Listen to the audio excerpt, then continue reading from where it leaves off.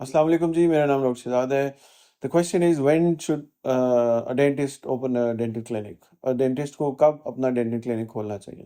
Lastly جو سب سے important part نہ ہو یہ ہے وہ ہے بزنس نالج. ہمارے جو ڈینٹسٹ ہیں اسپیشلی جہاں جس انسٹیٹیوشن سے میں نے گریجویٹ کیے ہیں وہاں کے جو ٹیچرس تھے، I am very sorry, my alma mater teacher, my father was the dean دیر.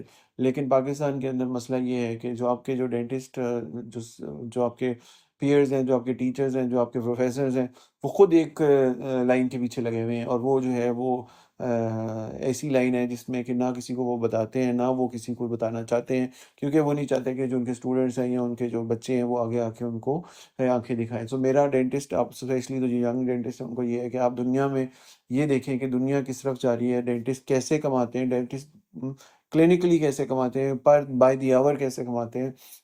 یہ ساری چیزیں آپ کی نالج میں ہونی چاہیے. How to run a business is very important in opening a dental clinic. Dental clinic صرف یہ کلینکل سکلز کا نام نہیں ہے. یہ ڈینٹل کلینک جو ہے وہ بزنس رن کرنے کا ایک طریقہ ہے جس کو اگر آپ صحیح طرح ماسٹر کریں گے تو پھر ہی آپ ڈینٹل کلینک کو چلا سکیں گے. 1 سال کھولنے کے بعد آپ ڈینٹل کلینک کو کھولنے کے بعد بند کرنے کا سوچیں تو اس سے اچھا کہ آپ اس کو کھولنے سے پہلے اپنی ساری ریسرچ کریں. اور ریسرچ کا مطلب یہ نہیں ہے کہ آپ سارا دن بیٹھ کے یہ سوچتے ہیں کہ میرے پاس پیشنٹ کیسے آئے گا.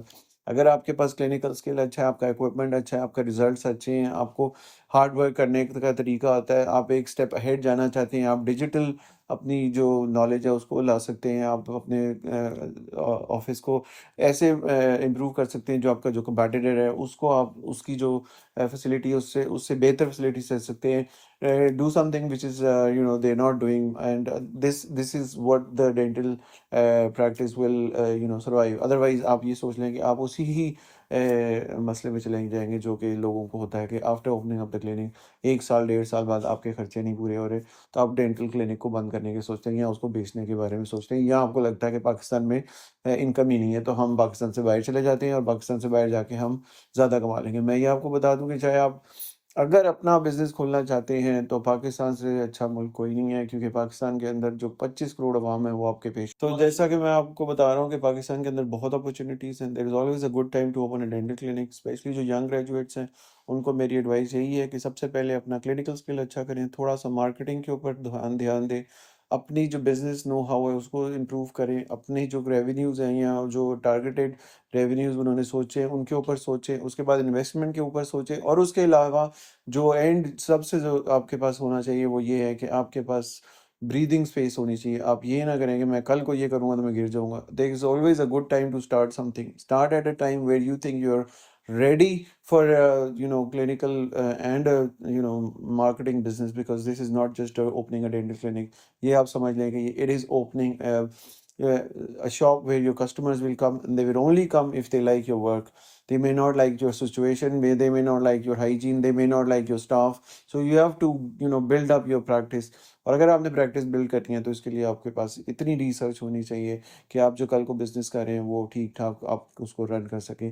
Opening a dental clinic, again, I will say, is the most easiest part, because you just have to buy stuff and you have money, you will buy it, you bought it from your friends, family, mother, parents, ہر ایک کے ساتھ. But how to run a business, that's the most important part. کہ آپ کا جو dental practice ہے اس کو آپ نے کھول کے اس کو چلانا کیسے ہے اور اس کو مینٹین کیسے کرنا ہے. It's not a one day business, it's not a daily business, it's a business over generations and generations, and you have to keep that competition, because you've got so many dentists coming out, and you have to understand کہ کتنا ہر بندے کا دل ہے کہ میں جا کے ڈینٹل کلینک کھولوں. کیسے کھولنا چاہیے ڈینٹل کلینک؟ ڈینٹل کلینک کھولنے کے لیے آپ کے پاس کیا ہونا چاہیے other than money? I am talking about not just money کے علاوہ جو آپ کو چیزیں چاہیے. سب سے پہلے تو آپ نے یہ دیکھنا ہے کہ جو آپ کا ریگولیٹر ہے اس کی جو ریگولیشنز ہیں ان کو آپ نے فالو کرنا ہے. جو آپ نے ڈینٹل یونٹس لگانے ہیں ان ڈینٹل یونٹس کو لگانے کے لیے آپ کے پاس جو اسپیسیفیکیشنز ہیں وہ ٹھیک ہیں.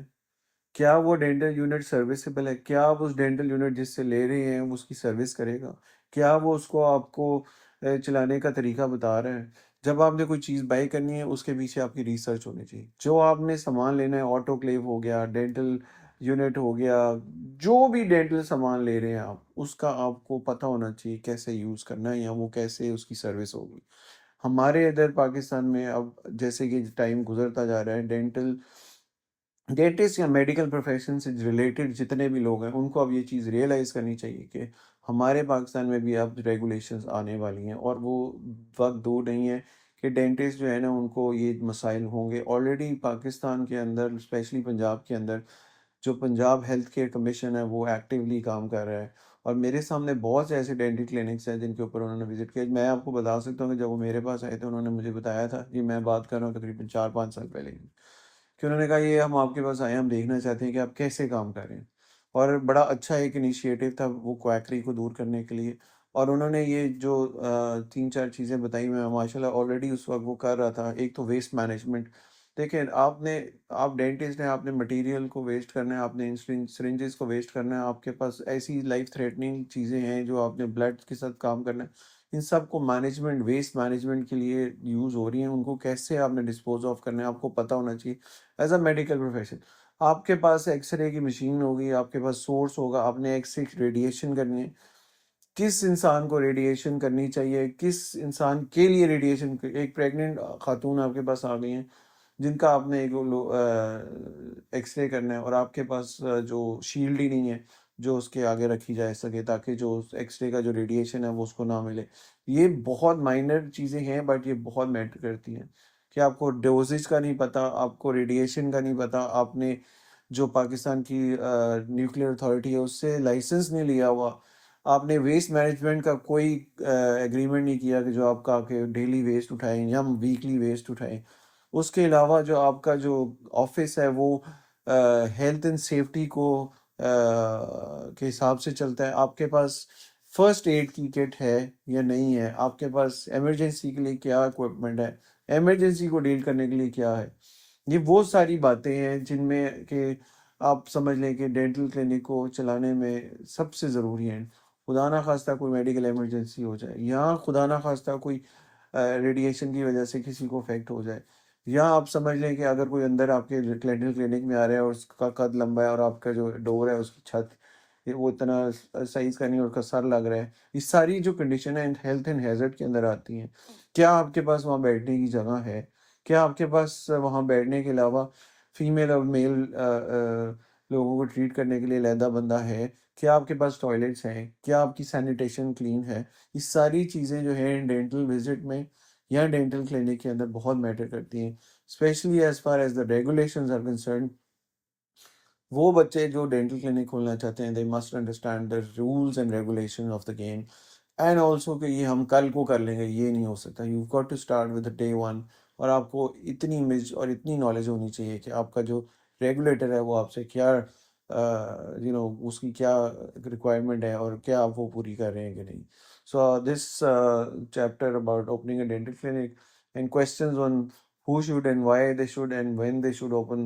If you have any questions, I'm more than happy to answer these questions at any time you ask me. And thank you very much for watching.